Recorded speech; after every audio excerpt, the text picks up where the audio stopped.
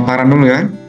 Bahwasanya di tata kelola aset pekon itu ini Pak, Bapak khususnya untuk kaum umum ya. Kaum umum dalam mengelola aset pekon itu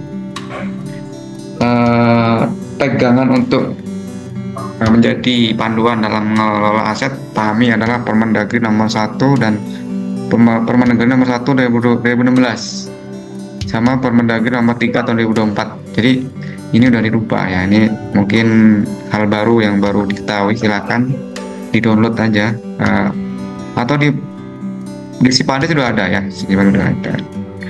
Baik, kita coba kemudian lanjut ke ini yang sering banyak pengurus pekon apa pekon yang nanya, Pak, aset pekon yang diinput di Sipades itu dari tahun berapa? Nah ini sebenarnya sih terjawab di sini, di slide ini Pak. Mungkin Bapak Ibu teman-teman yang bingung, wah ini aset yang diinput di Sipades itu dari tahun berapa ya? Ya sebenarnya simple, bahwasanya aset pekon itu yang diinput di Sipades adalah segala aset yang itu namanya aset pekon itu adalah diinput di Sipades. Yang pertama aset ini ya, dari kekayaan asli desa. Nah, ini. Jadi apapun itu yang dari kekayaan asli desa ya diinput di Sipades. Kekayaan asli desa ini apa simpelnya? Ini nggak ada rinciannya. Mungkin teman-teman bingung, mana sih contohnya aset desa itu? Simpelnya gini Pak, kalau di pekon itu ada barang ataupun tanah bangunan yang sejak pekon berdiri ada di pekon ya. Sejak pekon berdiri itu sudah ada dari pekon berdiri, kemudian nggak ada yang punya selain pekon, itu bukan milik Pemda, bukan milik pusat, bukan milik Pemprov, bukan milik perusahaan, bukan milik pribadi, bukan milik yayasan. Nah tapi ada di pekon, itu teridentifikasi kuat bahwasanya itu adalah aset pekon yang berasal dari kekayaan asli desa. Nah kekayaan asli desa inilah kemudian selanjutnya dimanfaatkan untuk mempermudah pekerjaan pekon untuk pelayanan ya, dan juga kadang ini dimanfaatkan dikelola oleh BUMDes. Biasanya BUMDes mengelola aset pekon bukan dari APBDes tapi dari kekayaan asli desa, sehingga dari definisi ini BUMDes itu harus melaporkan usahanya, jangan hanya kemudian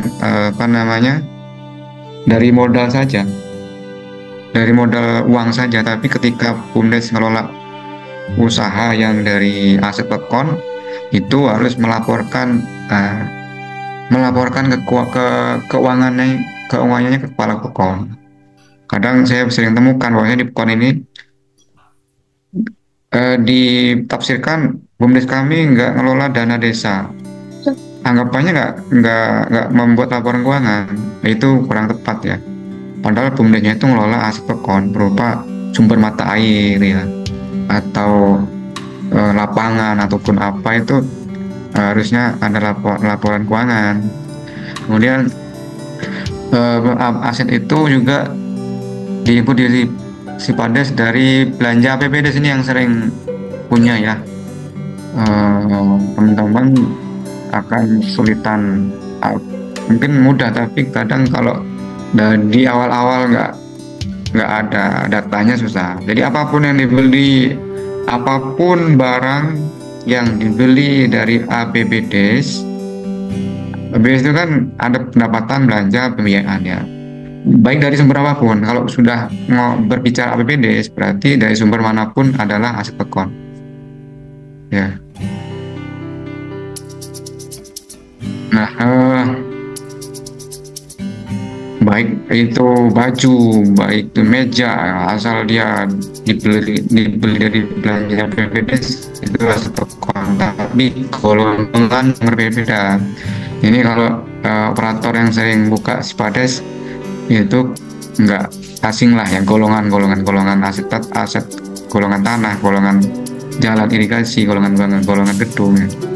Nah ini semuanya tergolong situ. Kemudian ada lagi aset pekon berupa perolehan hak lainnya yang sah. Ini juga harus dicatat ya.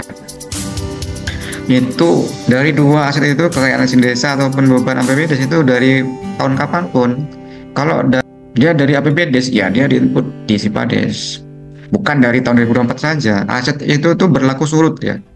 Dari tahun kapanpun, selama itu disebut aset pekon sampai sekarang, itulah aset pekon. Yang mana harus kita apa namanya kelola. Nah, yang ketiga adalah aset pekon berupa dari perolehan hak lainnya yang sah. Jadi apapun itu aset pekon,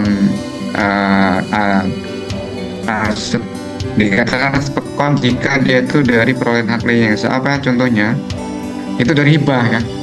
Mungkin pemerintah pekon dapat hibah dari CSR, dari perusahaan setempat yang kemudian ada program CSR memberikan sebuah motor, memberikan sebuah tanah, bangunan, itu semestinya dicatat sebagai aset pekon, karena nggak mungkin juga perusahaan CSR itu ngasihnya ke ke personal ya. Biasanya sih apa namanya ke pemerintah pekonnya gitu ya.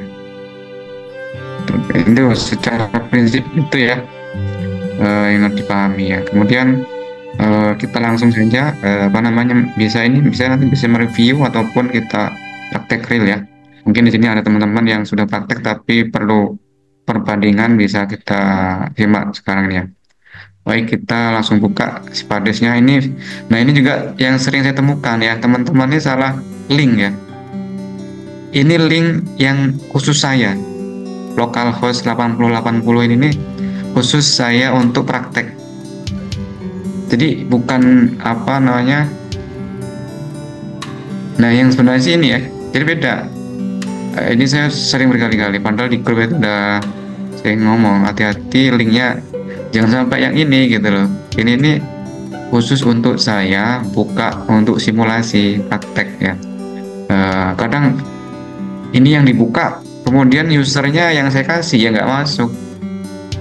Saya kasih kunci rumah di Perumnas Citraland, masuknya di perumahan RSSS, ya nggak masuk. Salah rumah gitu, salah alamat, salah buka. Kuncinya rumah Citraland, perginya tuh nyari alamatnya ke perumahan apa Pondok Indah gitu. Ya nggak masuk tuh kuncinya itu. Nah, di sini coba kita praktek ya. Baik, sebelum saya masuk praktek, barangkali di sini ada yang mau, karena kalau praktek mungkin khawatirnya ada permintaan dari Bapak Ibu ingin membahas sesuatu. Nah, khawatirnya kalau saya praktek nanti pembahasan itu nggak tercover ataupun nggak sempat kita jawab ya. Sebelum masuk silakan. Izin Bolik. Ya silakan. Ini Bolik. Saya mohon supaya yang kita kerjakan ini supaya dikirim setiap pekon Bolik. Jadi kita bisa belajar sendiri juga, dan juga izin dalam arti kalau bisa di tahun ini diadakan pelatihan untuk khusus pada sini dari PMD. Itu menurut saya Bolik. Oke. Terima kasih. Terima kasih atas sarannya.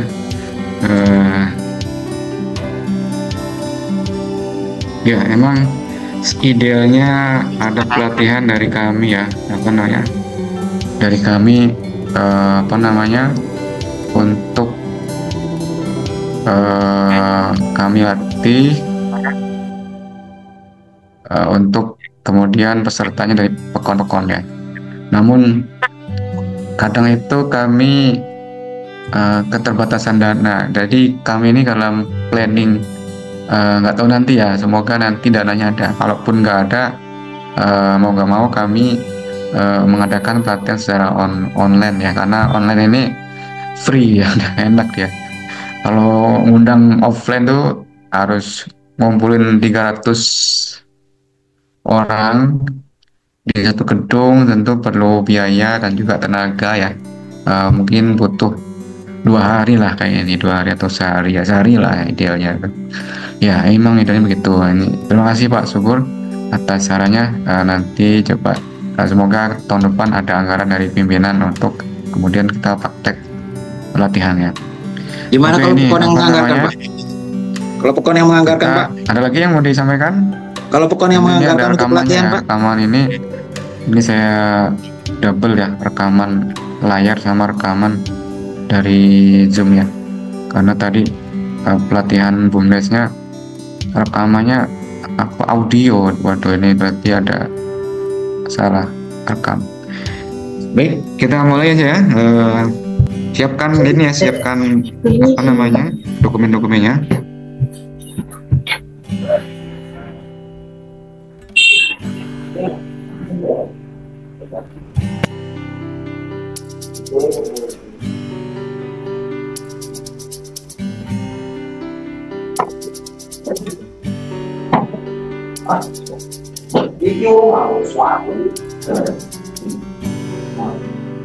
Salah silang sinyal.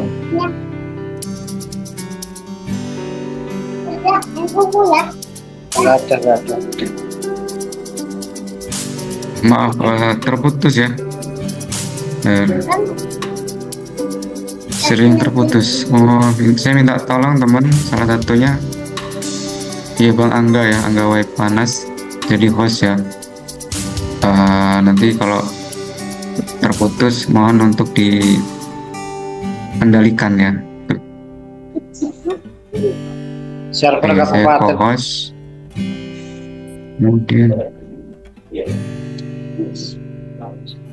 jadikan Bang Angga jadikan kolik juga, ini ada 2 ada.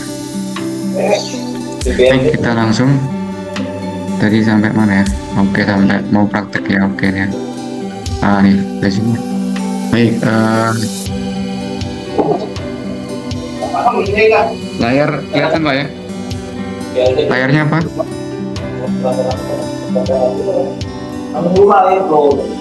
Masih loading, Layar Pak. tampil layar ya? Oke, tampil, Sudah Pak. loading ya? Yang tampil mas. Sudah tampil, Pak. Oke, tampil ya.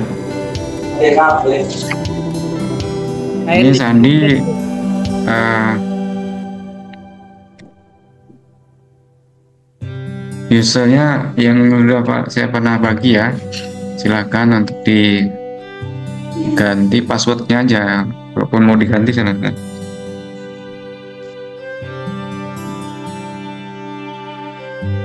Nah ini saya ulangi, localhost ini hanya untuk saya simulasi dia. Nah kalau untuk teman-teman praktek real ya ini apa, input real di sparis.tanggamus.co.id, beda dia. Kemudian nah ini kita coba awal dari awal ya. Ini Coba dengerin kan. ini yang tadi di awal ya. Nih, sistem kalaupun mau merubah password di sini, buat password, kemudian di sini ada menu dokumen. Saya flashback ya. Ini dokumen-dokumen yang Bang Angga minta tolong untuk di unmute kalau yang lainnya.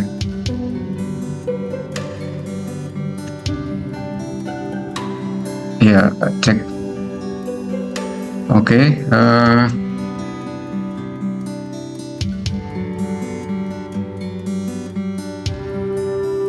ya, ini dokumen-dokumen yang Bapak Ibu gunakan untuk format-format dalam rangka tata kelola aset pekon ya, berita acara hasil musyawarah penghapusan. Jadi tadi itu ada kasus aset yang hilang ataupun apa, ya SOP-nya, prosedurnya harus dibuatkan musyawarah, dihapus tapi ya dihapus dengan skema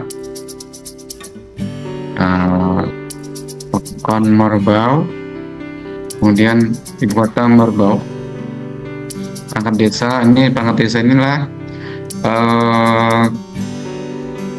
Kawarkasi, Kadus, PHP juga staf ya. Caranya cara input, klik tambah, nama urutnya ini kita pilih dulu pertama kepala pekon ya. Kode jabatan sini, kode jabatan kepala desa. Nama jabatan kepala pekon. Ini untuk tim inventarisasi kosongin saja, boleh kosong, klik simpan. Itu simpelnya. Jadi harapan kami, nah ini menjadi contoh untuk kita input di Spades masing-masing, karena LPG 2024 nanti harus menyertakan laporan kartu inventaris barang A, B, C, D, E, F. Jadi kalau nggak melampirkan dari Spades, LPG-nya terpaksa tidak diterima dulu sampai melampirkan laporan aset pekon dari Spades. Karena itu juga kewajiban dari Permendagri nomor 3 tahun 2024 tentang pengelolaan aset pekon. Klik tambah. Dan yang kedua sekretaris pekon ya. Ini ini salah tadi. Udah ngantuk nih ya. Kepala pekon ini namanya tadi ubah, ini nama kepala pekonnya siapa tadi ya? Eko, Mas Eko siapa ya? Eko Setiono, klik simpan ya. Sumama nih Mas. Jadi setelah pensiun jadi kepala pekon ya. Klik tambah lagi di sini sekretaris ya. Juni Ali Saputra. Hamide, Pak Oleg. Kemudian jabatan sekretaris desa.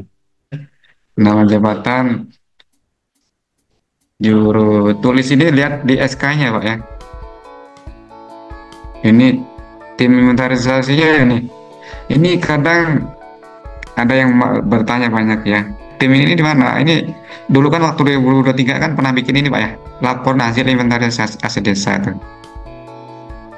Pernah kan bikin inventarisasi desa itu di sini Pak ngambilnya. Nah, di sini. Nah, di sini kan pernah bikin LHI ya. Coba dilihat tuh bawahnya. Nah, ini SK tim. Nanti malah di bawahnya siapa? Ini ketua,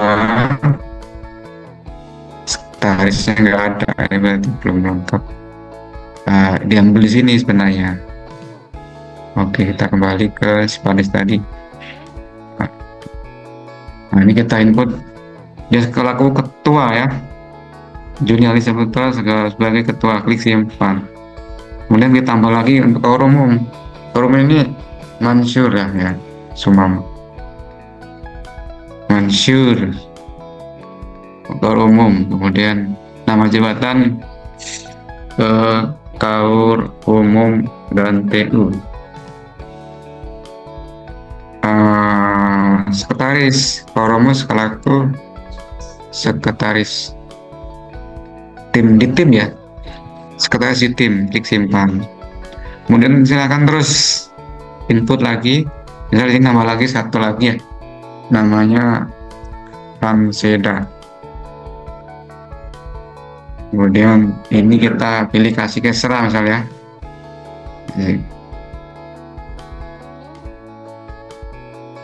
Jabatan tim anggota, klik simpan. Terus sampai ke ini siapa ini ya, lain-lain nih, anggota BPD, BHP nih ya, BPD ini BHP, Kadus, ketua BHP, staf desa, semuanya itu ya. Baik, kita geser ke berikutnya, kita kembali ke sini. Kembali ini, kemudian input data ruangan. Nah, data ruangan ini ada ruang-ruangan yang dimiliki pekon di masing-masing ya. Karena aset pekon itu tentu disimpan di ruangan-ruangan. Jadi kita input ruangan-ruangan yang kiranya tempat kita nyimpan aset. Baik, kita klik 2 kali pemerintah desanya ini. Kemudian akan diarahkan ke sini. Kemudian kalau di sini nampil dan ya, nampil desa Merbau. Oke, ini kita ubah aja, klik ubah aja. Ini misal yang utama adalah tanpa ruangan ya, atau intinya itu bisa dia ruang kepala pekon, atau karena kan kadang ada aset pekon yang di luar ruangan ya, misal di jalan, misal di lapangan, misal di intinya di luar, berarti dia tanpa ruangan. Nah, ini contohnya kita input tanpa ruangan. Bisa aja input nama ruangan pekon gitu. Tapi dalam hal ini kita praktek tanpa ruangan agar kita memahami maksudnya. Penanggung jawabnya, kita pilih penanggung jawab dari tugas di tanpa ruangan ini siapa, ataupun yang secara global untuk kemudian menjadi tanggung jawabnya. Ini kita pilih aja kepala pekon ya, kepala pekonnya menjadi penanggung jawab aset yang berada di tanpa ruangan. Oke, klik simpan. Kemudian ada ruangan lain lagi, misal klik tambah lagi ya. Nah, ini ruangan, misal ruangan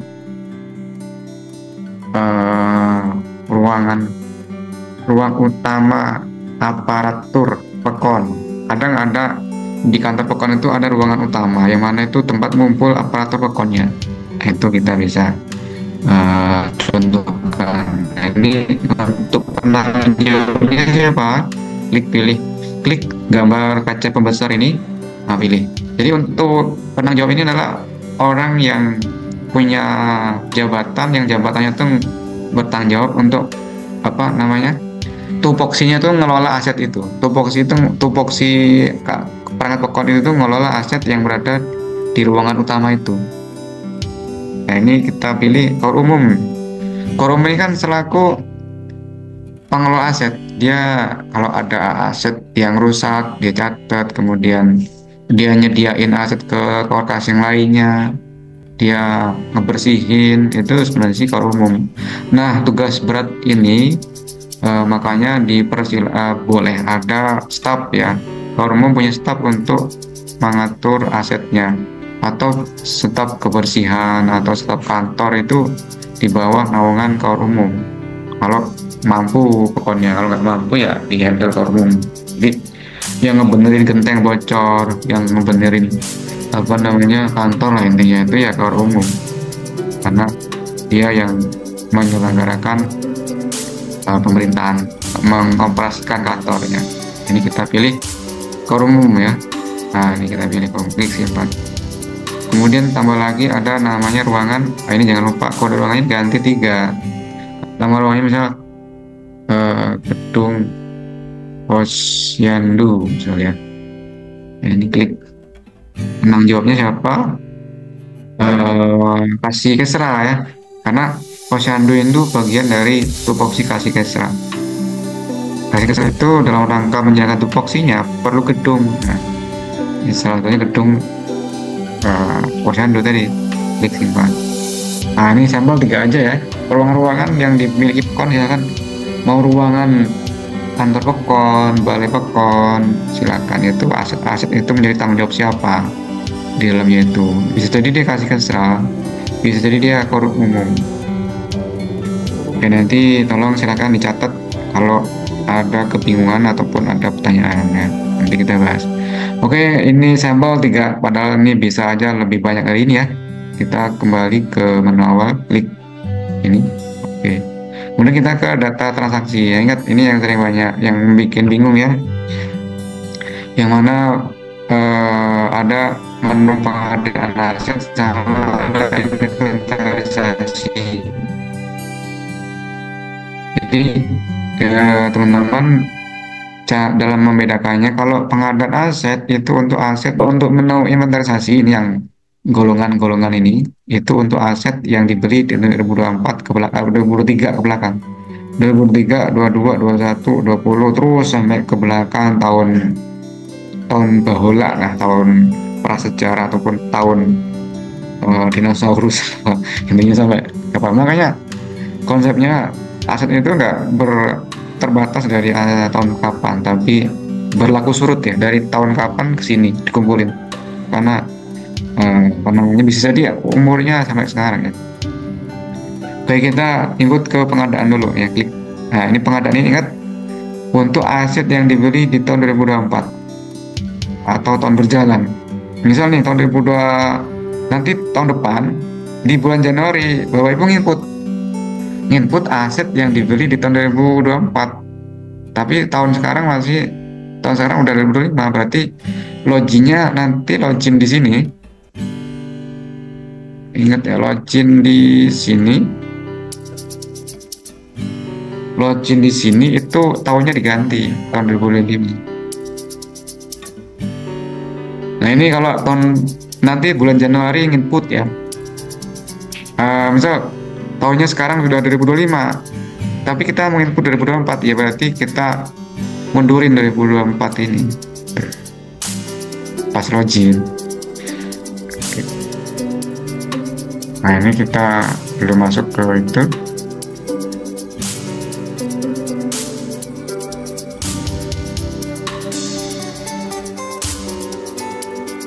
Oke, ini kita masuk ke pengadaan. Pengadaan itu aset yang dibeli di tahun 2024, klik pilih pengadaan. Bahannya, ingat ya, bahannya buku kas pembantu kegiatan dari cetakan Sikudes. Maaf, tadi saya lupa ingat, jadi ada kasnya nggak ya? Buku kas pembantu kegiatan apa buku pembantu kegiatan ya? Itu kayaknya pasnya buku kas pembantu kegiatan. Oke, kita mulai dengan klik pemerintah desa Merbau ini. Nah ini masih kosong ya. Nah ini tolong teman-teman yang masih kosong ini tentu harus diinput biar 3 bulan ini ada waktu ya. Nah kita mulai dengan input. Nah ini bahannya ini Pak, bahan untuk input di sini siapkan buku kas pembantu kegiatan seperti ini Pak. Nah ini contoh buku kas pembantu kegiatan. Jadi bahannya adalah buku kas pembantu kegiatan cetakan Sikudes. Di menu buka aja Sikudes, menu pelaporan, nanti marah ke penatausahaan. Nah, di situ ada buku kas pembantu kegiatan. Ini nanti diambil apa namanya sampel ya, sampel kita mau input aset berupa sampel Pak ya.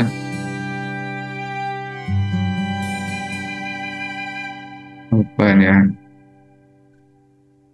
Laptop nih ya.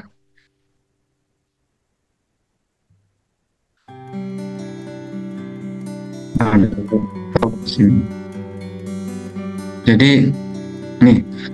Jadi caranya ambil yang belanja modal. Nah ini kan kolom belanja modal nih. Jadi ciri yang kita input adalah cari yang belanja modal. Jangan belanja barang dan jasa. Kalau ke atas itu kita cari yang belanja modal nggak ada, berarti itu nggak input di Sikudes, gitu ya. Belanja modal, cari belanja modal nih. Kolom ini itu cari belanja modalnya. Terus. Ini ketemu pembelian printer, pembayaran laptop. Ini belanja modalnya beli printer, laptop nih berbau. Terus. Ini ada upah material bangunan. Nah ini pekerja termasuk belanja modal ya. Tapi yang diinput di yang gelondongan terakhir ya. Ini cuma sampel aja, sampel satu. Kalau gini harusnya kita ambil contoh tadi laptop ini yang mana ya tadi ya.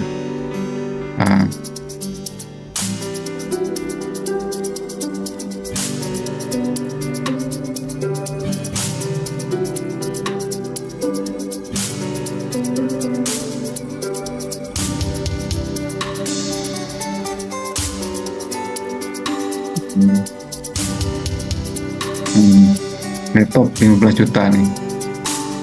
Oke, kita input caranya, klik kita kembali ke menu Files tadi.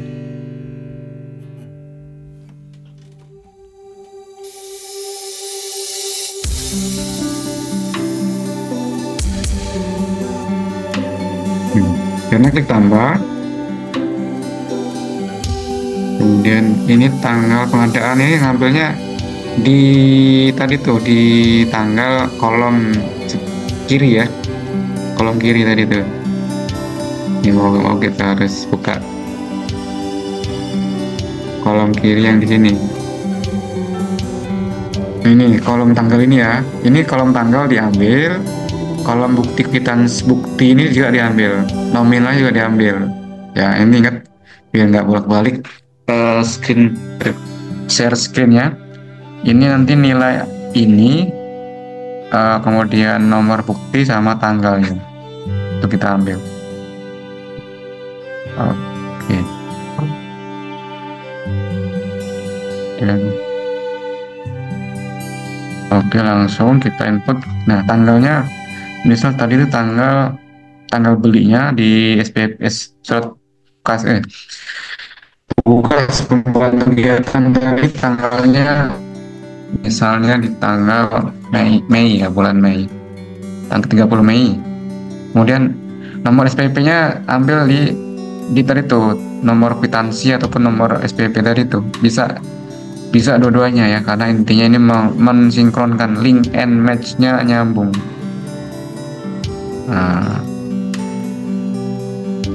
Ini saya isi nomor SPP-nya atau nomor kwitansinya, tapi boleh aja, karena sebenarnya prinsipnya adalah nomor buktinya. Nomor BST nih yang juga sering ditanyakan ya. Untuk BST ini adalah skemanya pelaksana kegiatan yang ada di buku kas pembantu kegiatan, itu ada nama pelaksana kegiatan. Coba dilihat di kanan bawah ada nama pelaksana kegiatannya. Nah, pelaksana kegiatan ini melaporkan ke Pak Kakon, Pak Kades, itu bentuknya dengan surat ataupun serah terima lah, berita acara serah terima. Berita acara serah terima lah, itulah kemudian nomornya ditaruh di sini ya.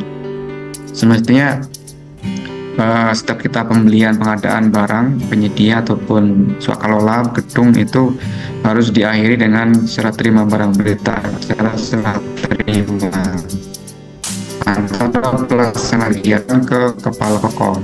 Misalnya nomor BST-nya itu di sini ya. Kalau mau lihat, kita bisa lihat di contoh ini.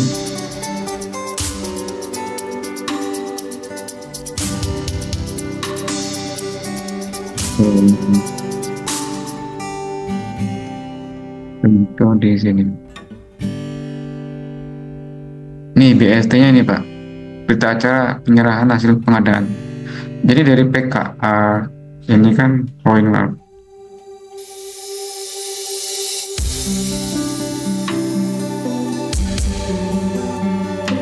Poin ini PKA kasih keserah ataupun pelaksana kegiatan menyerahkan ke kepala pekon selaku PKPKD.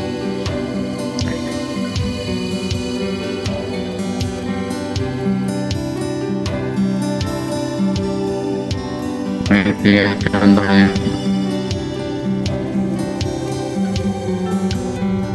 Oke. Ini nomornya diambil, taruh di sini.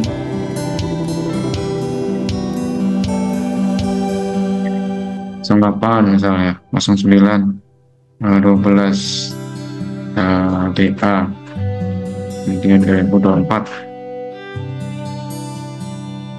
Kemudian nama perangkat yang beli siapa tadi? Misal tadi kasih kesra ya, semuanya ini yang beli ya. Beli itu tuh pelaksana kegiatan. Jadi lihat juga di buku kas pembantu kegiatan tuh nama belah bawahnya siapa. Klik nama perangkat di gambar kaca pembesar ini. Ini seumpama ya, umpama ini kaur umum ya, yang beli kaur umum. Ini. Kemudian nama rekanan ini toko tempat kita tempat kita beli.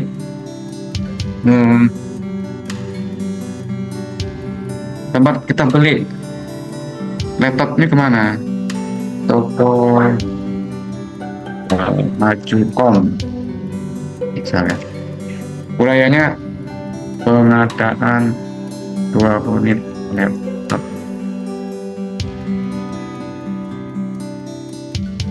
Klik simpan.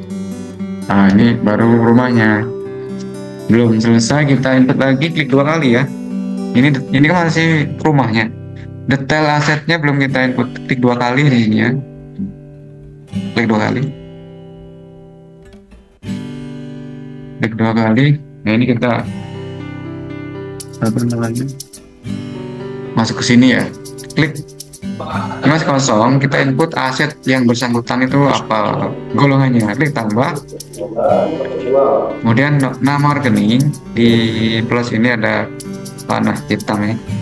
Nah, laptop itu masuk kemana, golongan mana, ini kita harus bisa untuk mengidentifikasi sebuah aset itu masuk kemana. Misal kalau laptop itu masuk ke golongan tanah, bukan ya, golongan gedung nggak masuk, jalan nggak masuk. Nah, dia masuk ke mesin, peralatan dan mesin, pilih. Nah, akan masuk, kan muncul ini. Nah, kalau dia salah rumah, biasanya nggak akan ketemu kode aset. Kalau Bapak Ibu salah rumah itu biasanya nyari kode tuh nggak ketemu biasanya. Itu bisa jadi karena kok salah rumah. Rumahnya golongan peralatan mesin, masuknya di golongan gedung, ya nggak ketemu gitu. Nah, ini yang sering teman-teman di grup itu nanya mengenai kode aset yang kadang membingungkan. Ya saya juga ini yang buat bukan saya yang dikasih, jadi saya kadang juga lupa dalaman kode aset ini apa aja ya. Caranya kita coba cari ya laptop itu di kodenya berapa, klik tanda kaca pembesar. Oke, kemudian cari, misal di sini tadi saya buktikan ya, bahwasanya kalau salah golongan nanti kita ketemu. Misal kita mau nyari bola, ada bola rata, misalnya ini nyari jalan, nggak ada jalan, nyari patung, oh ada patung mereka, nyari apa namanya, kantor. Kadang kalau nggak ketemu berarti salah rumah. Kita cari langsung laptop sini. Laptop ada tuh, pas ya. Kadang di sinilah teman-teman kebingungan karena ada yang nggak ketemu, plug ketiplek nggak ketemu. Jadi cari yang padanan, cari yang mirip-mirip gitu lah. Ya, yang mirip ini kalau nggak ketemu yang plug ketiplek ya cari yang mirip lah. Ini misal ketemunya mirip ya, ambil aja laptop, pilih. Nah, dapatlah kode ini. Kalau nggak ada kode dia nggak bisa disimpan. Itulah problemnya. Kode belanja di sini, kodenya tuh dia dibuka untuk kegiatan tadi tuh. Nah, di bidang apa ya? Setelah judul buka pembantu kegiatan, nanti di bawahnya ada bidang, yaitu bidang tempat kegiatan pembelian aset itu di situ. Sumama kita di sini bidang kode belanjanya bidang 1 ya, bidang penyelenggaraan. Ruangnya, nah ini. Kemudian laptop ini tadi nanti akan ditaruh di mana? Oh, kemudian mau ditaruh di ruang utama aparatur. Nah, mereknya apa? Misalnya ini Asus. Tipenya gaming misalnya. Kemudian CC, ini CC untuk motor. Kenapa? Ini rumahnya campur sama peralatan dan mesin. Ini yang ditanya CC mesin. Karena ini laptop ya nggak perlu di input CC ya. Bahannya apa nih? Laptop itu bahannya terigu bahan namanya tapioka bahan fiber apa ya, aluminium, plastik ya, plastik kresek atau plastik apa gitu ya. Silakan dilihat barang laptop itu bahannya apa. Nomor pabrik ini biasanya ada di kotaknya, tapi kali ini saya nggak pegang kotaknya laptopnya. Walaupun ada silakan. Kenapa sih ini kok detail? Lebih detail lebih bagus, karena akan menjurus pada aset yang kita maksudkan. Kalau dia nomornya nggak ada ya kita misal kayak gini, saya mau nyari Bang Angga itu di Tanggamus. Wah, luas banget, nama Angga ini banyak ya. Nah, tentu harus ada ciri khusus ya. Ciri khususnya nick.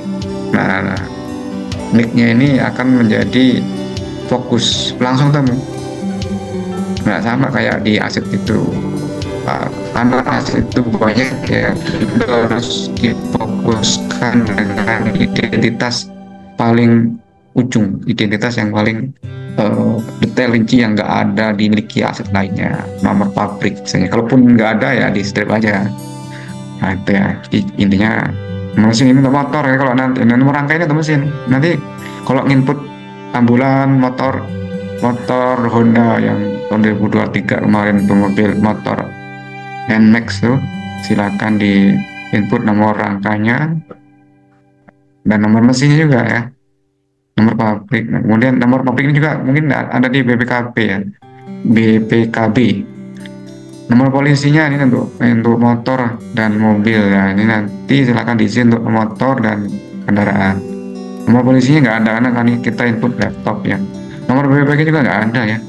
Kemudian asalnya dari APBDes. Nah, ini kalau di pengadaan kebanyakan sih dia dari APBDes ya. Kemudian nilai perolehannya berapa? 15. Tadi nilai di belanja modal tuh rupiahnya berapa? Nah, 15 juta. Nah, 15 juta ini di situ anggarannya untuk berapa pukul? Laptop 2. Oh, berarti bagi aja 2. Satunya 7.500.000 ya. Nanti diduplikasi aja. Nah, ini belinya 2. Harganya satunya 7,5. Nah, tahun buku kita bukukan di tahun 2024. Karena ini kita belinya di 2024 ya. Kemudian kita di sini keterangan itu intinya kita menginformasikan data-data yang nggak ditanya di kolom sebelumnya agar memperjelas barang yang kita maksud. Misal di sini warnanya hitam, kemudian sumber dana laptop warna hitam, sumber dananya dana desa misalnya mau ya. Nama label ini nanti yang akan ditempel di aset yang kita input ini. Ini contohnya ya, label ini seperti ini.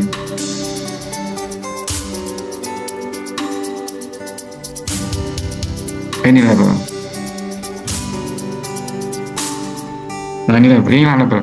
Kipas angin turbo ini lah nama label. Kipas angin ini nama pemberian dari Spades. Kipas angin turbo ini adalah nama labelnya. Oke. Kita input nama labelnya apa? Nah, nama labelnya laptop Pekon.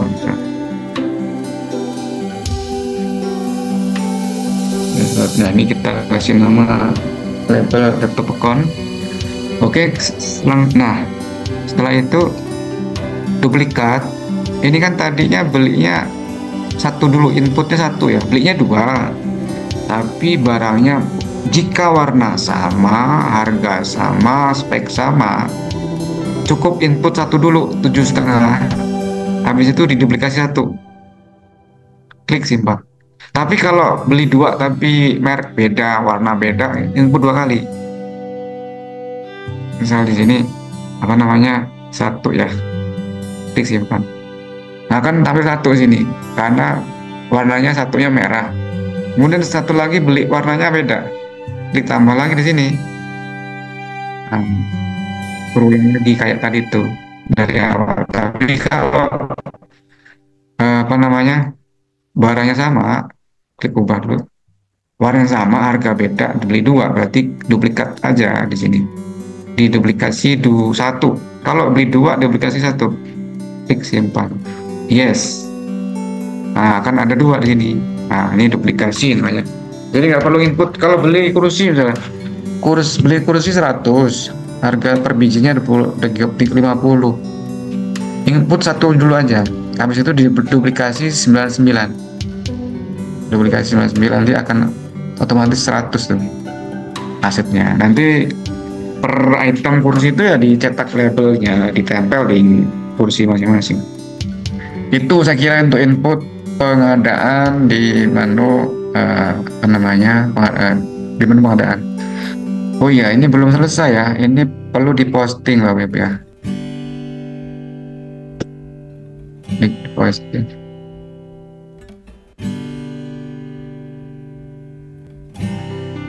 Nah.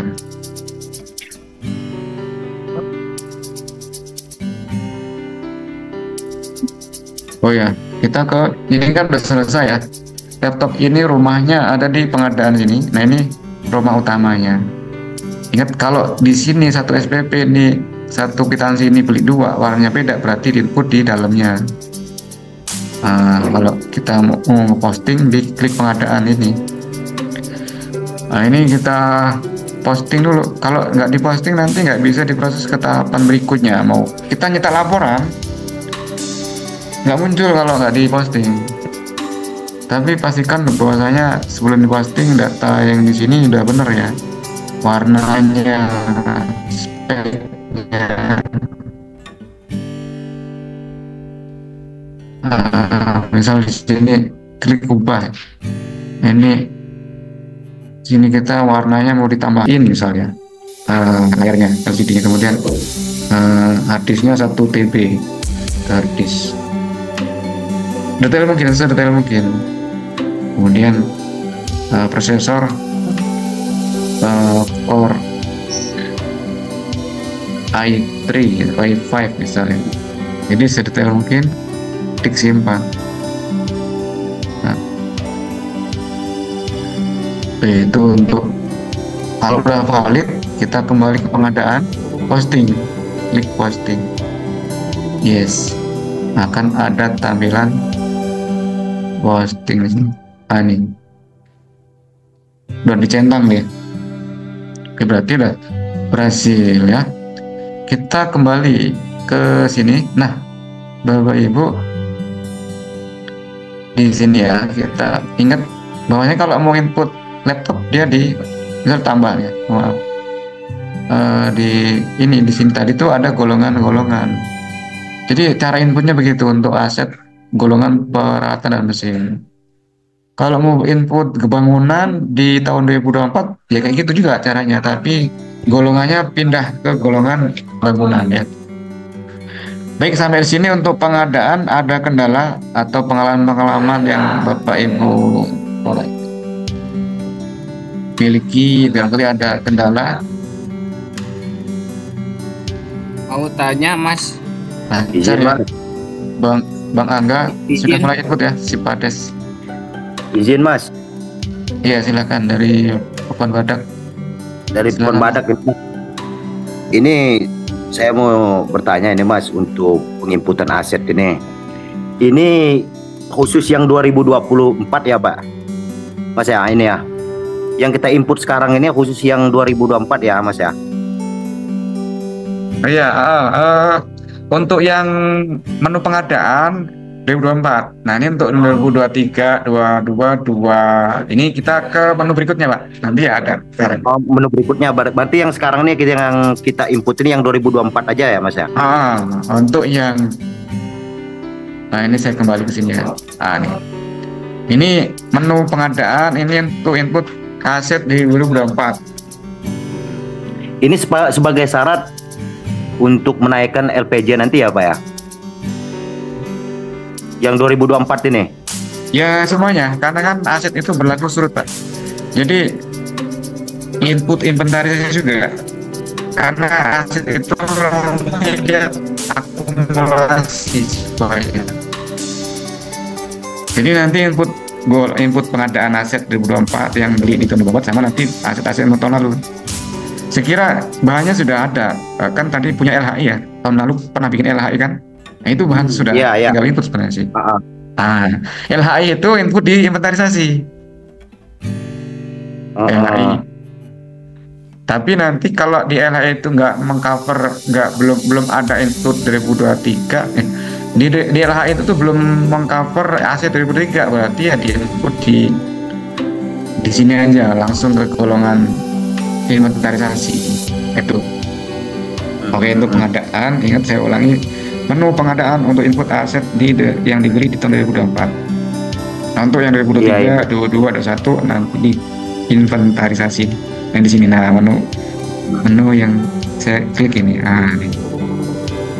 Oke Pak.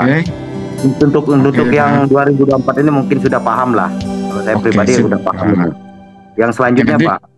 Nanti mungkin nanti kasusnya akan beda ya, karena saya yang bertekan tadi laptop. Mungkin untuk tanah bangunan nanti tinggal ganti golongan Pak ya. Cuma sini klik Mana aja lah. golongan pengadaan hasil. Bikin aja gitu ya. Sama aja klik 2 kali, tambah Pak, tambah lagi, kemudian input sama kayak gitu. Nanti waktu milih golongan itu cari yang golongan. Nah, ini jangan sampai salah golongan ya. Nah, kemudian kita di sini mau input. Nah, ini yang saya pesankan bahwasanya kalau mau input di inventarisasi, utamakan dulu yang di golongan tanah ya. Karena biar nggak kerja 2 kali. Kalau di golongan tanah udah selesai, itu nanti enak kita menginput gedung, bangunan, jalan, irigasi, itu enak deh. Karena di Siparis ini kita nggak bisa input gedung kalau tanahnya nggak diinput duluan. Nah, baik, kita coba input ke golongan tanah ya. Yang pertama kita input golongan tanah. Jadi tanah ini yang sering salah ya Bapak Ibu. Jadi Pekon ini melaporkan asetnya itu tuh punya gedung, kantor Pekon. Tapi dibuka laporan aset tanah, golongan aset tanahnya nggak ada. Coba ada yang aneh nggak di situ?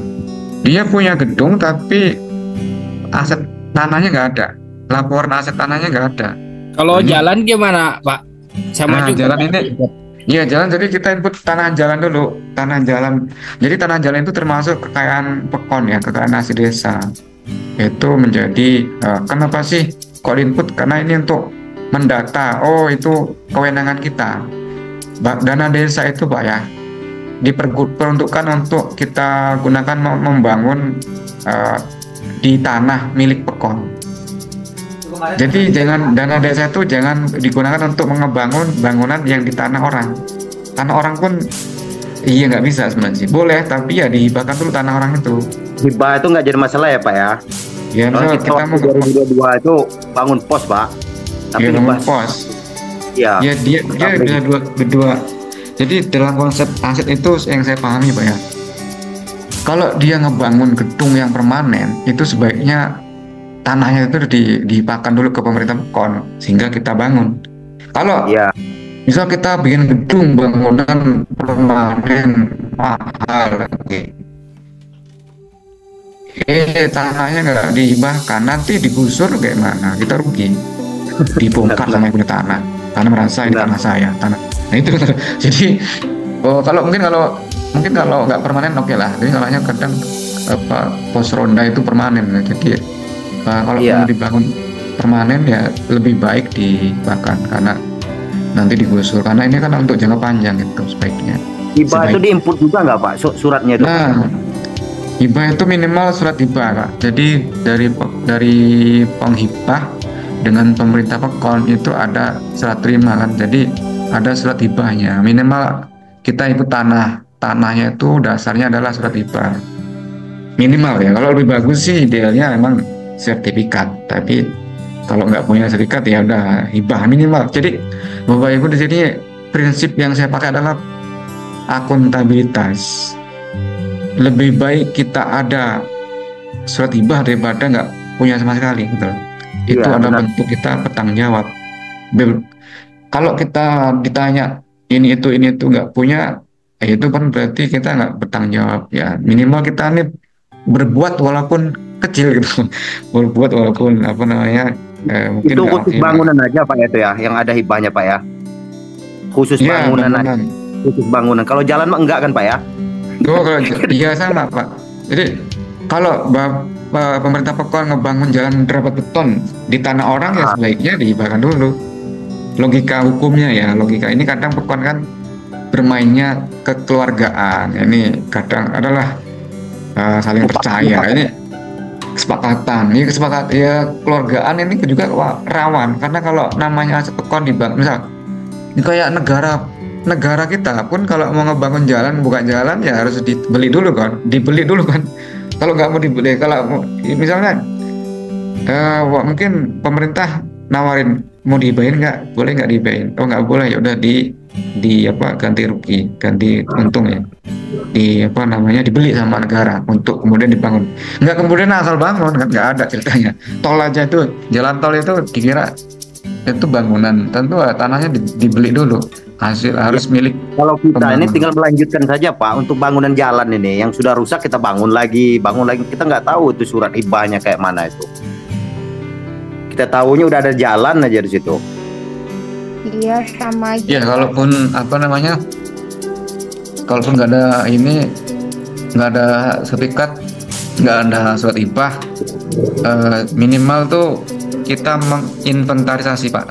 Jadi nanti selepas ini kita mengukur, kemudian mendata, masukin di Spades, kemudian masuk ke buku inventaris aset pekon dengan printout Spades. Itu salah satu bentuk dari bukti kepemilikan lah.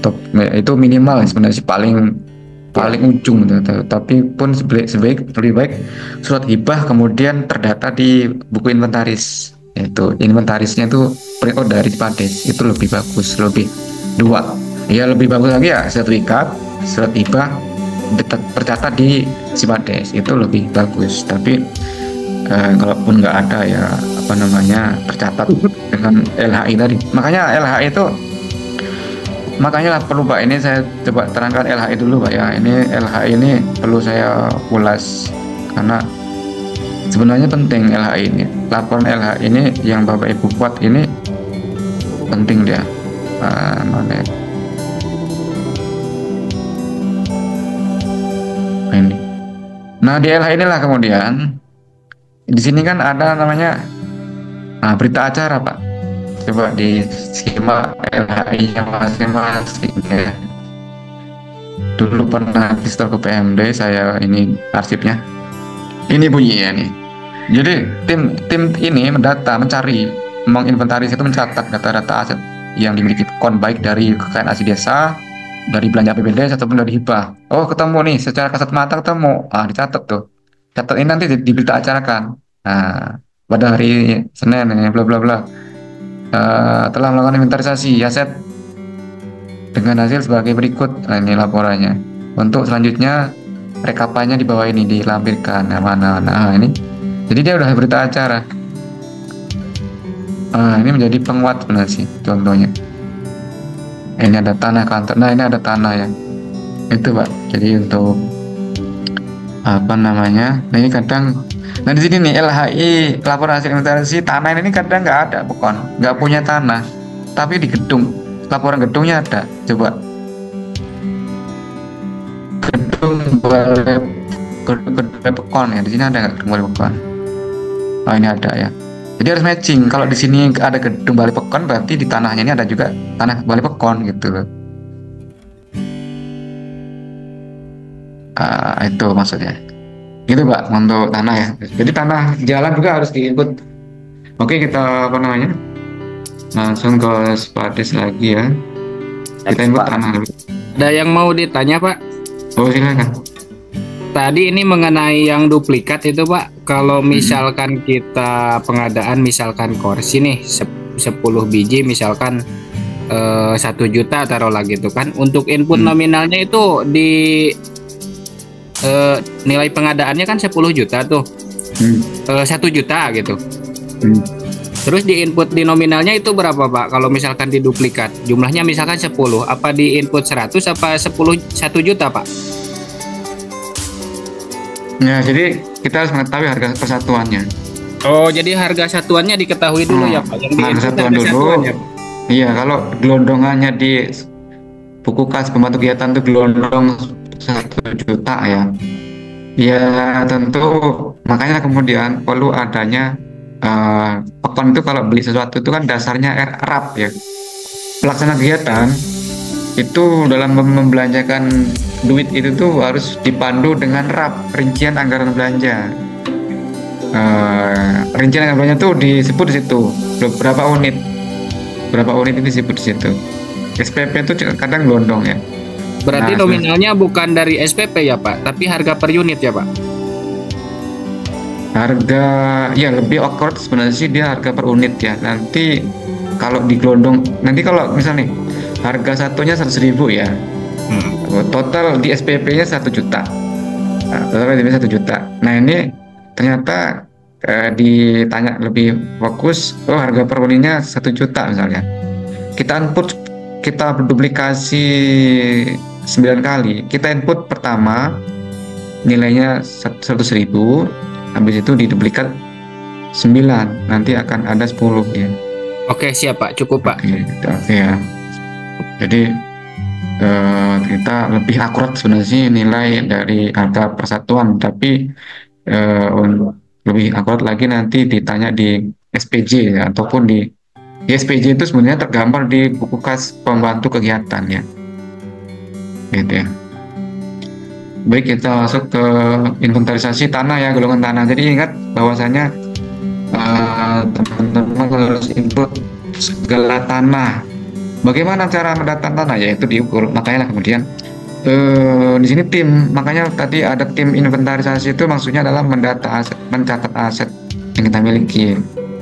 Dan ini menjadi prestasi Bapak Ibu ya. Kalau Bapak Ibu mendata asetnya itu bagus, tentu menjadi daya tawar kita telah melaksanakan tugas gitu loh, itu paling. Dan juga ini menjadi amanah kita ya. Makanya tim ya, nggak sendiri. Ini kalau mencatat aset itu memang berat ya, tapi dikerjakan dengan tim ya. Ada ketua, ada sekretaris, ada anggota. Oke, kita input tanah, klik 2 kali tanahnya. Nah ini kita input tambah. Nah ingat bahannya adalah buku dokumen LHI yang tahun lalu kita input ya, kita buat. Tadi di sini coba kita masuk ke LHI tadi, ini LHI tanah nih contohnya. Nah ini LHI tanah, ini bukan gedung, ini tanahnya. Ini ada tanah lapangan, oh ini tua nih, 1989 nih, di Pekon Merbau. Ada tanah kantor Pekon Merbau, 6 juta belinya dulu. Oke ya, ingat ya, ini saya catat ya biar nggak bolak-balik ya. Ingat, tanah kantor Pekon, kemudian luasnya 700 meter persegi. Berarti kalau hibah itu nggak ada nominal ya Pak? Hibah itu lebih bagus, lebih bagus ya, idealnya sih diisi dengan nominal perkiraan harga sekarang, lebih bagus. Nah ini sebenarnya sih tanah, kalaupun hibah ini gini Pak, kenapa sih kok harus diinput nilai perolehan? Jadi kita ini sedang mendata berapa sih kekayaan Pekon kita. Kalau diisi 00 semua, waduh kita kelihatan kiri nanti Pak. Punya tanah tapi nggak punya nilai Pak. Hibahnya Bapak punya tanah, nanti dikalkulasi kekayaannya berapa, 1 miliar. Di situ dalamnya apa? Tanah. Nah tanahnya nggak bernilai, ya aneh juga gitu loh. Ya, itu lebih bagus memang ada nilainya. Kalaupun dari hibah, nilai perolehannya ini saya kira diisi dengan nilai harga pasarannya, perkiraan ya. Intinya substansi ini Pak, substansi perlu saya tekankan agar kita tahu berapa sih kekayaan yang kita miliki gitu loh. Itu apakah nambah kaya apa lama-lama nambah miskin Pekon kita ini. Dana desa sudah 10 tahun dari tahun 2015 didata tanahnya, didata kekayaannya, asetnya bernilai 1 miliar. Waduh, ini berarti ada yang salah nih. Sama dengan kita merantau ke luar negeri ya, pulang-pulang di data-data asetnya nggak ada. Ya itu berarti kerjanya cuma buat makan minum, nggak ada yang nyantol ya. Kalau nggak nyantol kan nggak dikatakan berhasil ya. Jadi kita seorang laki-laki nggak merantau ke luar negeri, pulang ngirimin bulanan, Dek ini beliin tanah di tanah itu kan untuk dicantelin ya. Pulang-pulang nggak ada tanah, nggak ada rumah. Waduh, ini berarti ngelola uangnya nggak beres gitu. Itu Pak, mau tanya Pak. Ya silakan Mas Yogi ya. Kalau ini kan tanahnya itu dihibah dari pemiliknya, dihibahkan ke dusun, terus dibangun gedung, itu seperti apa Pak? Apakah boleh apa harus ke kepala Pekon, ke kadus, cukup dengan ke kadus aja Pak? Itu warga ngasih gini seharusnya ya. Jadi harus dibedakan. Kalau warga menghibahkan tanahnya itu harus jelas tujuannya kemana. Kalau ke pemerintah Pekon boleh kita bangun. Kita selaku pemerintah Pekon boleh membangun jika warga ngibahin ke kita atas nama pemerintah. Saya Budi menghibahkan tanah ke pemerintah Pekon. Nah gitu bunyinya. jangan saya Budi memberikan tanah ke jamaah mas yasinan. Berarti kalau jamaah yasinan yang dituju di dapat hibah, berarti kita pemerintah pekon nggak ada berhak untuk mengklaim itu milik kita. Itu sama kayak kalau ke kardus ini ya apa namanya, Pak? kardus ini gini apa namanya, apa ya, itu dia itu menjadi, kalau misalnya gini, kardus itu bagian dari pemerintah desa loh. Jadi saya kira semestinya apa namanya itu otomatis ya, atau gimana ya, ya tanggung juga sih. Kalau ini mungkin ditanya dulu ke warga dulu tuh ngibahnya ke kardus selaku pribadi kok kayak mana. Selaku kepala wilayah. Kepala wilayah. Jadi gini Pak, kalau selaku kepala wilayah, aku bingung kayak ini Pak, bingung untuk kemudian nanti warganya itu merasa ini cuma untuk dusun sini. Ini ya, saya selaku dusun satu misalnya, menghibahkan tanah untuk khusus untuk dusun satu. Nah, dalam konsep pembangunan, kadang apa namanya, warga itu tuh nggak mau ini dimasukin sebagai milik pekon loh, khawatirnya. Kenapa nanti ini khusus untuk dusun satu, jangan diklaim milik teman-teman pekon. Itu khawatirnya begitu. Jadi harus dijelasin dulu. Kalau dia keklaimnya kayak gitu, ya kita nggak bisa memaksakan itu milik kita. Jadi kalau menurut saya apa namanya, harus jelas juga itu kardus itu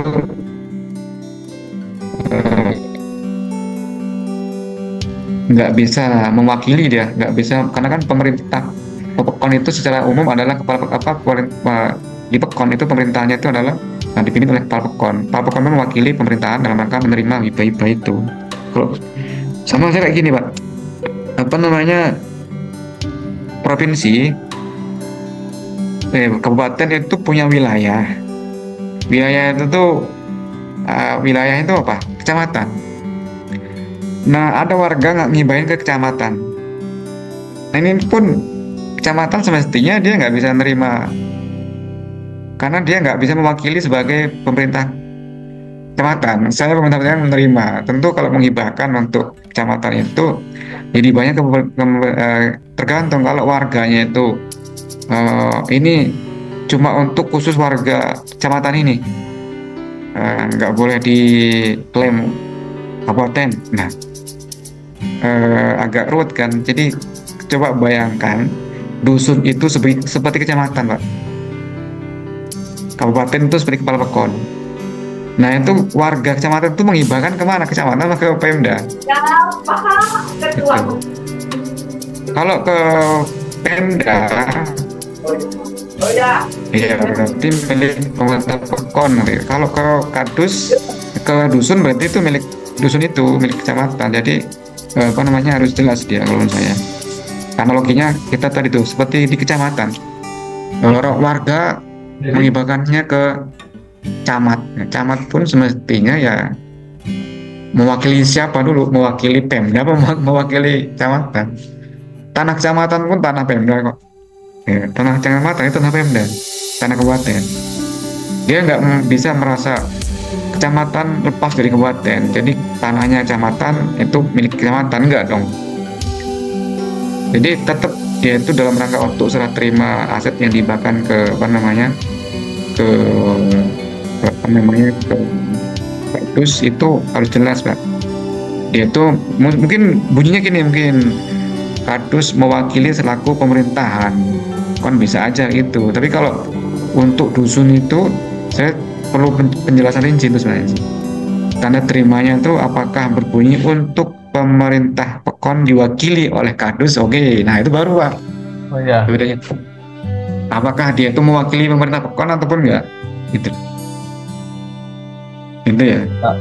Sama dengan ada warga punya tanah menghibahkan ke jamaah yasinan. Itu enggak otomatis menjadi tanah pekon, tapi itu untuk jamaah. Apapun itu harus jelas tujuannya kemana. Akadnya, misal kita mau jual beli, yang jual siapa, yang beli siapa, harus jelas. Kita mau menikah nih, akad nikah, yang menikahkan siapa, yang dinikahkan siapa, jelas. Ini jangan nggak jelas mana yang menerima, mana yang akad, mana ijab kabulnya, mana ijab, mana kabul, nggak jelas. Ini kan bikin kebingungan ya.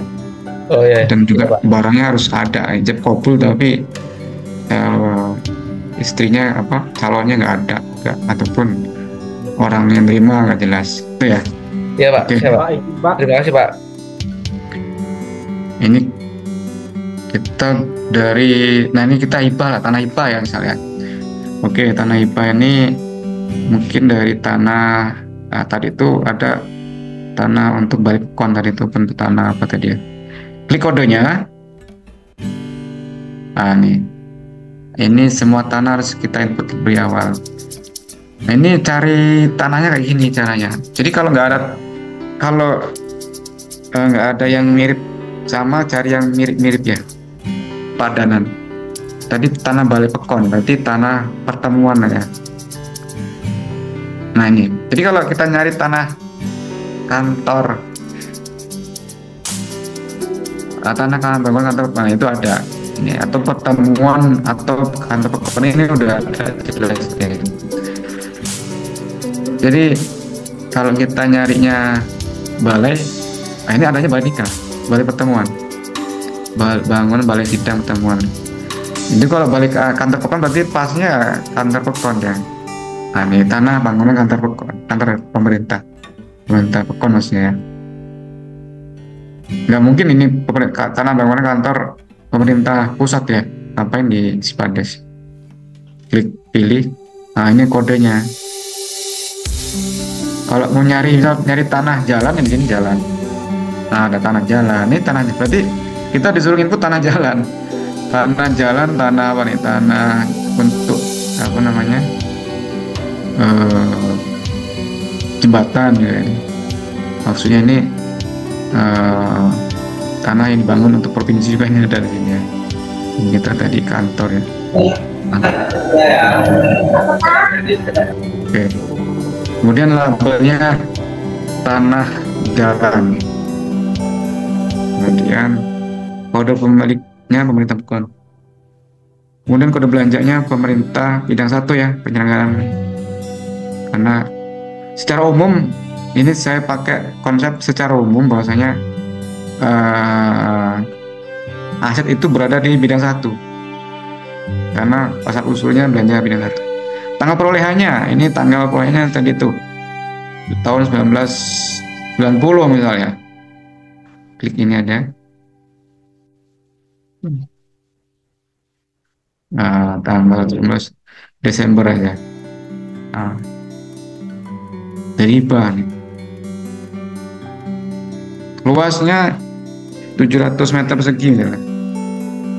700 meter M2. Status. Nah ini tadi. Jadi kalau nggak ada bukti-bukti ini, kita ambil yang paling bawah, bukti lainnya, bukti inventarisasi aset. Ini bukti inventarisasi aset, bukti LHI tadi Pak, karena udah berita acara.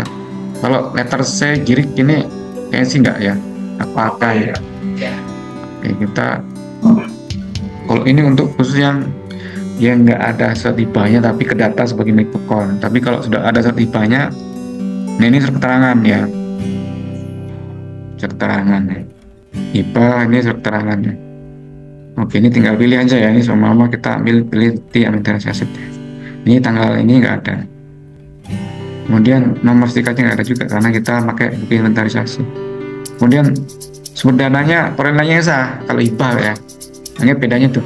Kalau dari hibah perolehannya yang sah. Kalau dari beli berarti kalau dari beli APBD, beli APBD. Kalaupun dari dia beli tapi belum ada APBD, dia masuk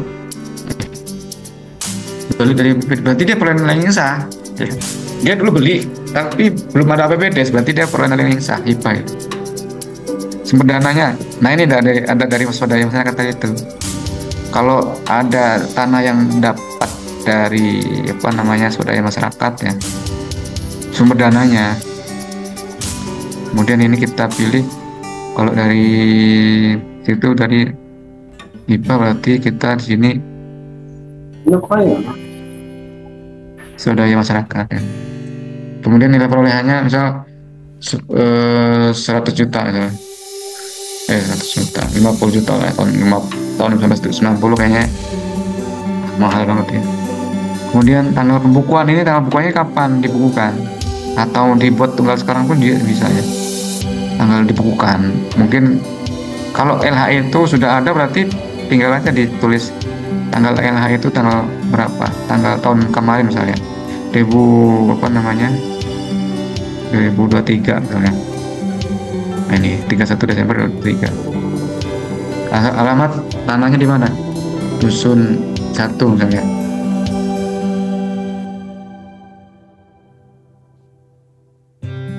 Ini tadi tanah jalan ataupun tanah kantor, maaf saya lihat ya. Ini tergantung namanya, tanah kantor Pekon ya. Label tanah. Kemudian batas utara, timur, selatan ini tulis warga ya, nama warga ya, atau jalan ya. Silakan diisi.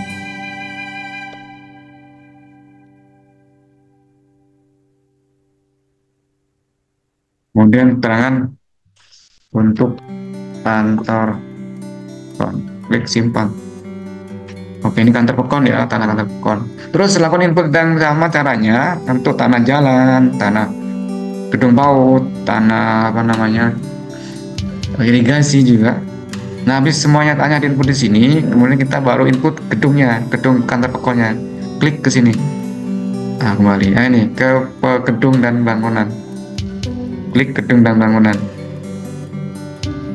Klik gedung bangunan. Kemudian klik 2 kali. Klik tambah. Nah, kode asetnya ini nanti di sini kode tanah ini. Kita sekarang mau input gedung balai kantor Pekon ya, gedung kantor Pekon ya. Nah, kita input ini kode kantor Pekon ini, misal di LHI ada nongol juga gitu. Klik kode aset gedung kantor Pekon. Nah, ini udah ada nih. Gedung kantor permanen ada di atas sendiri. Pilih. Nah, gedung kantor Pekon. Belanjanya, nah ini kalau dia di apa namanya pembangunan silakan. Mentok-mentok kalau bingung ya. Kalau untuk bidang ini mentok-mentok kita nggak bisa punya datanya, bidang satu aja. Karena menaungi semuanya bidang satu. Karena ini kantor Pekon ya. Tanggal perolehannya ini tadi belinya, bangunnya kapan? Nah, misal di tahun 2020 misalnya beli bangun itu gedungnya, lihat di LHI nya Pak ya, intinya di LHI ini akan banyak informasi di situ. 20 Desember 31 Desember 2020, luas tanah misal luas lantai ya. Nah, jadi kalau tanahnya tadi 700 meter persegi, apakah gedungnya sama ya? Belum tentu, bisa jadi dia lebih kecil ya. Misal tadi tanahnya 500, gedungnya tanahnya 700, gedungnya 500. Jadi jangan tanahnya 500, gedungnya 700. Kayak kegedean gedungnya daripada tanahnya.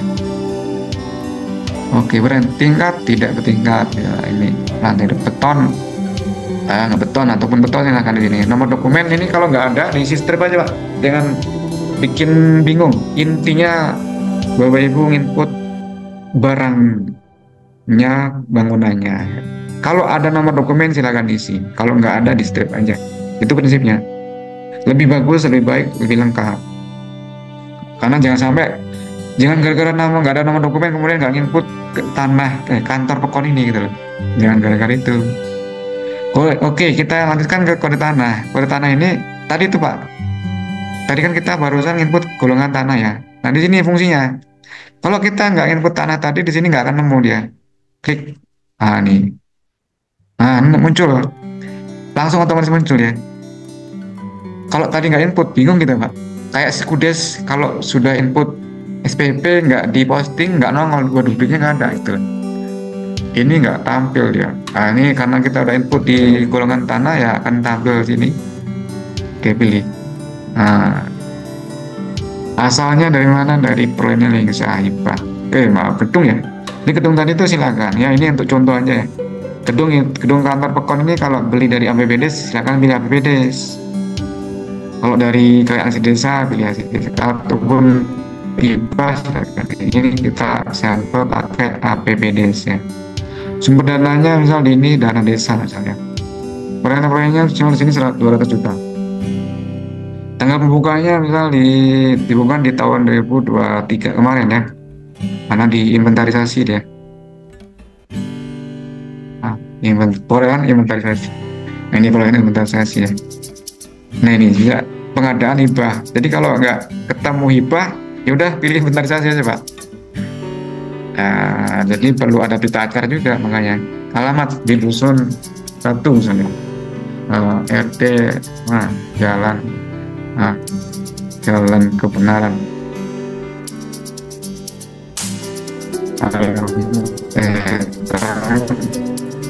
step bisa. Tangan ini intinya kita input informasinya nggak ditanyakan di informasi sebelumnya.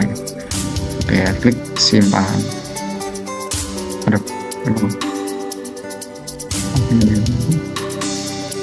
Ini kan berhasil ya. Izin Pak. Oke, ini berhasil input. Udah, terus lakukan hal yang sama untuk menu di golongan ini, Pak. Jadi pesan saya, kalau gedung bangunan tanahnya diinput duluan. Kalau langsung ke mesin nggak apa-apa. Kalau input laptop ya langsung aja. Oke. Itu sekira untuk input pengadaan aset gedung yang di tahun-tahun lalu ya, di menu inventarisasi. Di menu ini mungkin ada pengalaman, ada tanyaan, silakan. Biar ada pencerahan lain. Ada, Pak? Apa, Mbak? Ada yang nanya. Tanya, Pak. Silakan dari Kota Batu. Umpamanya kita akan membeli sebidang tanah, Pak ya, dengan lahan seluas 1 hektar gitu. Tapi dengan pembayaran bertahap itu, apakah pembuatan suratnya itu bertahap juga, apa langsung dibuat 1 hektar, apa separuhnya dana yang kita bayarkan dulu, Pak? Nah, coba kita input di sini ya. Konstruksi dalam pengerjaan ada nggak dia rumahnya? Nah, jadi dia bisa input masuk ke sini, Pak. Jadi kalau bangunan yang belum selesai, misal di tahun 2024 belum selesai, kita input golongan konstruksi dalam pengerjaan ini. Nah, ini tanah dalam pengerjaan, jadi dia tanahnya masih separuh gitu loh, belum selesai. Tahun depan lagi dilanjutkan lagi, masuk ke sini, Pak. Ini untuk gedung tanah juga bisa ternyata. Golongan konstruksi dalam pengerjaan. Konstruksi itu belum selesai dia, coba lihat. Tuh, ini golongannya. Bikin gedung belum selesai. Nah, kita input gedung belum selesai itu di sini. Nah, itu. Bikin jalan belum selesai di tahun 2024 di akhir tahun belum selesai, input di sini. Jadi baru gedungnya baru kita input warna merah, nilainya 1 juta ya, di sini inputnya.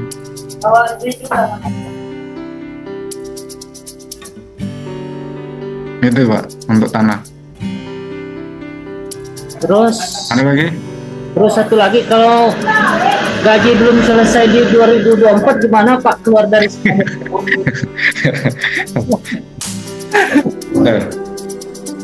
Aku benerin peci dulu ya.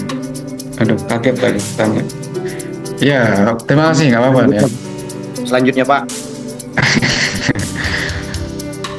Ya, ini kami PNB sudah memfasilitasi pekon-pekon salur ADP 2024, tapi nggak punya duitnya ataupun kayak mana.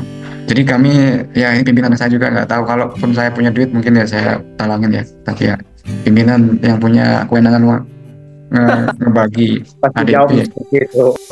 Iya, jadi semoga nanti Pak Saleh nanti ngasih bantuan, Mas. Ini itu kami PMD sudah mohon ke bendara, bendara tolong salurkan ke pekon-pekon selama 12 bulan, Pak. Tugas kami sudah selesai. Tinggal pimpinan yang mentransfernya. Yang transfer ya dinas keuangan, tapi transfernya itu kan perlu izin dari perintah dari pimpinan. Selesai pelaporan 2024 Pak ya, langsung bisa di awal-awal bulan lah ya transfernya. Nah gini Pak, jadi kalaupun nanti Pak ya ini antisipasi, kalaupun nanti ingat, kalaupun nanti selesai Pak, kalaupun nanti itu duit siltapnya salur di Januari, asal dia sudah perdes APBD ditetapkan itu bisa dibelanjain. Kan namanya perdes itu kan maksimal 31 Desember. Setelah perdes ditetapkan, pekon boleh belanja. Nah kalau pekon belum perdes APBD, kemudian duit masuk di rekening, dasar kita untuk membelanjain apa? Nggak ada. Itu secara hukumnya Pak ya, secara hukum. Kadang kita kan melapor hukum. Perdes APBD belum terbit, ditetapkan, duit masuk langsung diambil. Ya ini dasar ngambil itu apa? Itu semestinya itu perdes APBD tetapkan dulu, duit masuk di Januari, ataupun silpa 2024 itu kalau dia mau dipakai 2025 mau dibelanjain ini itu, kecuali untuk operasional ya.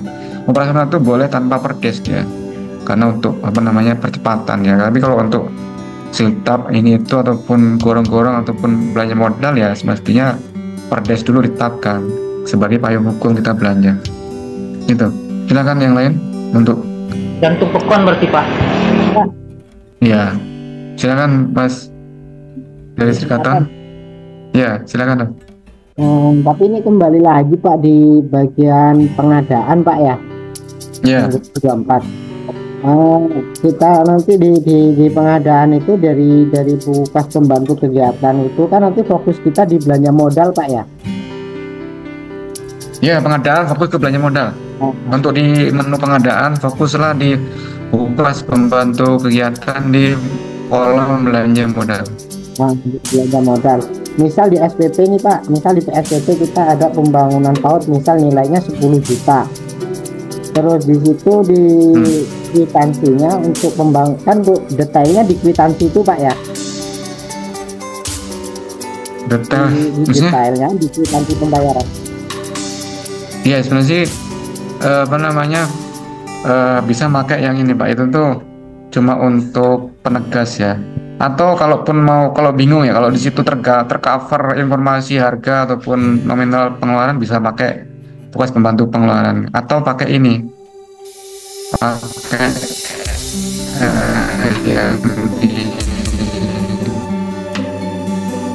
tadi itu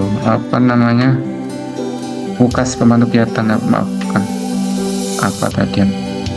Kalau nggak pakai bekas pembantu kegiatan atau pakai yang tanda terima Pak, tanda terima ini BKP ya Mas ya? Ya. Nah ini di sini kan ada di sini Pak, kalau di bekas pembantu kegiatan nggak nongol, di sini ada di sini. Nih harga nih. RP mana tadi? Nih RP. Nah ini atau inilah ini untuk nominal di sini nih paling valid di sini. Kalau untuk di bekas pembantu kegiatan tadi kan SPP-nya. Jadi nomornya kegiatan ini itu kan SPP. Nah kalau untuk nomor ini itu, nah ini sebenarnya mewakili dari bekas pembantu kegiatan. Tapi lebih valid ini. Ini kan ada rupiah nilai pengadaan besar. Nah ini. Jadi semestinya pengadaan barang ataupun bangunan itu kan ada berita acara serah terima, berita acara penyerahan hasil pengadaan, pengadaan pihak ketiga ataupun swak lola. Itu Mas. Oke, terjawab ya. Nominal sini. Kan kadang kita pergi gedung ya, SPP-nya banyak tuh. Ada 5 juta, ada 1 juta, ada ini mana, yang mana ini pakai berita acara penyerahan. Kalau nggak ada berarti dia maladministrasi kalau menurut saya. Pada waktu itu. Setelah diinput itu Pak, cara ininya Pak, cetaknya kayak mana itu, Pak? Hasilnya. Iya. Oke. Biar kita putus ininya. Oke ya, kita lanjutkan di. Ya lanjutkan Pak. Oke, 10 menit lagi. Ini sekayaknya cukup ya. Nah, kemudian di sini ada penggunaan. Ini penggunaan ini untuk input orang-orang yang sedang menggunakan aset tokonya.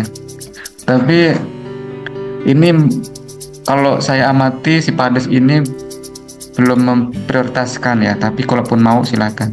Karena ini masih error ya. Jadi ini nanti kabar. Saya pernah bertanya ke pusat.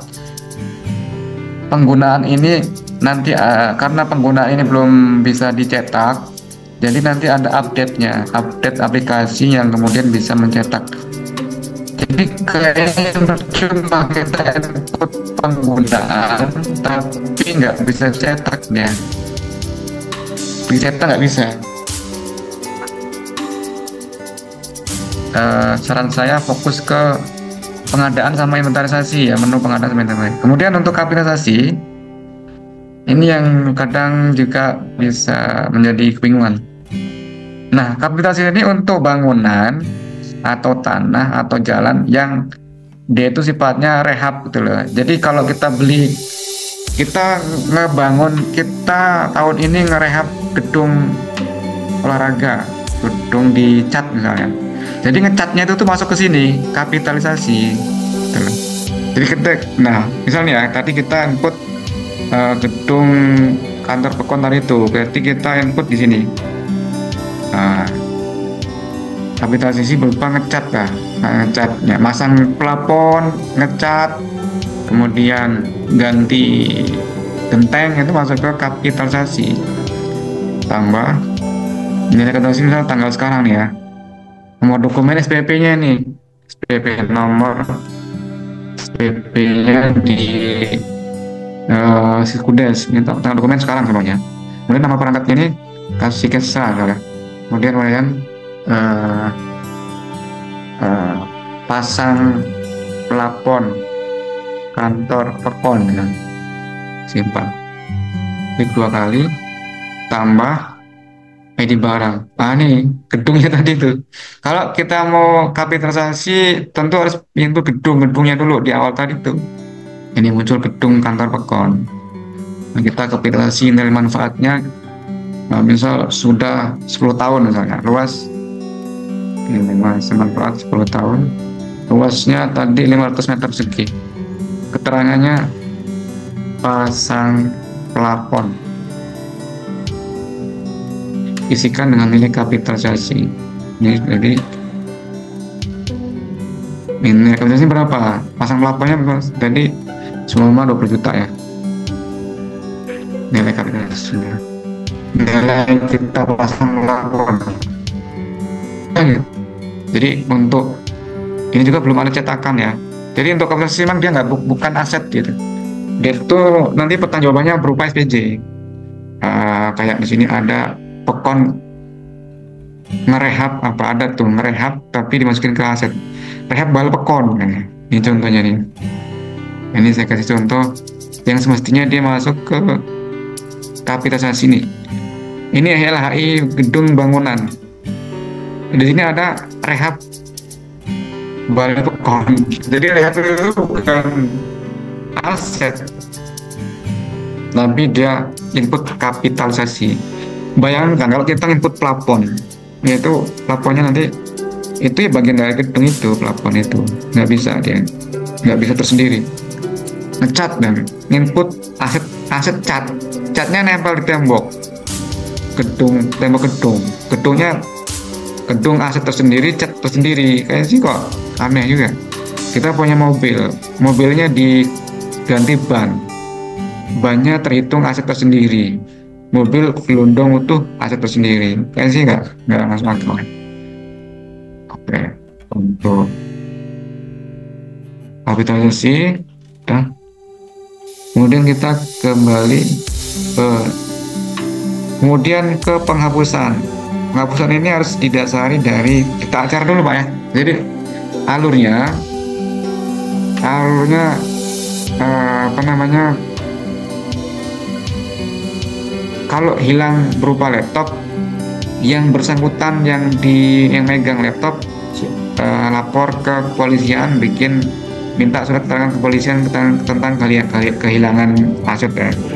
Kemudian habis itu lapor ke Pak Kakon, ini ada aset Pakon yang hilang, ini buktinya saya sudah lapor ke polisi. Selanjutnya kita izin ke BHP lah, minimal BHP untuk musyawarah penghapusan aset. Kalau lalai ya, misal motornya kuncinya digantungin di motor, hilang ya, itu tanggung jawab dia. Dikasih kronologi nanti, kronologi hilangnya kayak mana, apakah keteledoran atau alamiah, itu peralatan mesin gedung. Jadi itu misal di sini kita mau input aset berupa ini tadi ya, apa namanya, laptop tadi, klik tambah nomor SK-nya nih, tentu SK penunjukan pengguna sudah ada dulu, jadi jangan sampai apa namanya kalau kita menyerahkan aset ke seseorang, misal kalau nggak ada pun tadi ada laptop ya, coba gitu. Kemudian nama pejabatnya siapa nih, ini yang mau SK-kan ya, Pak Pakon. Kemudian di sini SK penghapusan, ini nanti simpan, klik 2 kali, tambah ini input barangnya yang hilang. Nah ini ada 2 laptop tadi tuh yang di awal tadi tuh ya, klik pilih 1, oke, hilangnya seluruhnya hilang, simpan. Udah ini, jadi ada input aset yang hilang. Oke, kita kembali ke sini. Udah, terus kalau mau input yang lainnya silakan. Gedung, kalau gedung ini mungkin ini kena likuifaksi ya, ketelan bumi, ini hilang nih bangunannya. Nah ini habis itu klik laporan cetak. Nah ini untuk LPG nanti saya minta print out.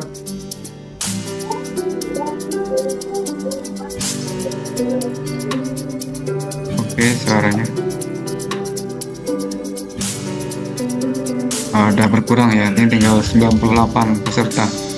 Terima kasih ya. Bentar lagi, 1 menit lagi kita cetak laporan sekarang. Oke, untuk teman-teman kalau mau nyetak nih, kalau untuk dilampirkan ke LPG, nyetak yang ini Pak, kip tanah.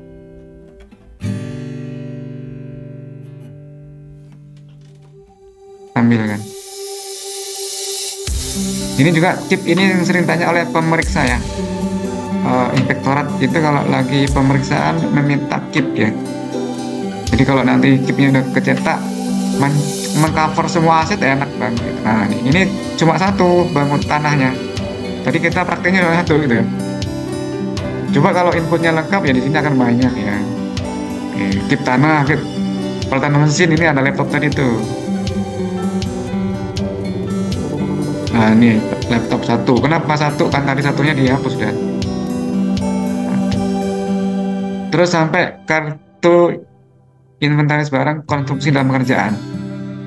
Kalau nggak ada ya sini aja ya. Oke, saya kira itu ya. Ini sudah jam 14.56, tinggal 4 menit lagi.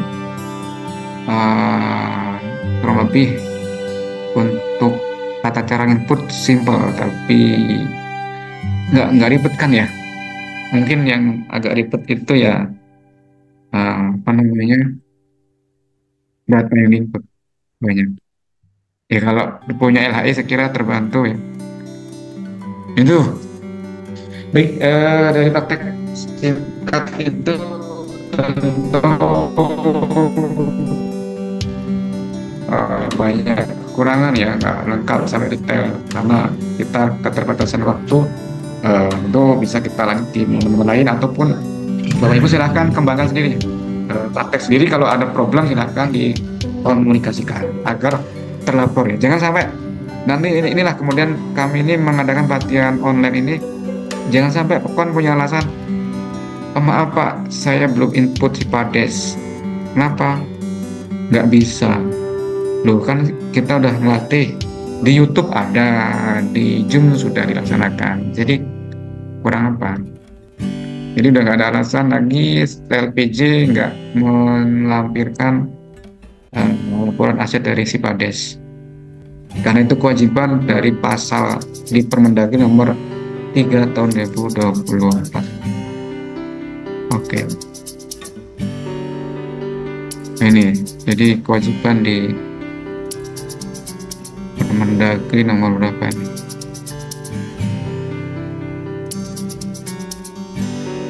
Permendagri nomor pasal 28, Permendagri nomor 3 pasal 28 ayat 1 Permendagri nomor 3 tahun 2024 tentang pengelolaan aset pekon aset desa. Laporan aset desa disampaikan oleh kepala desa kepada bupati setiap semester.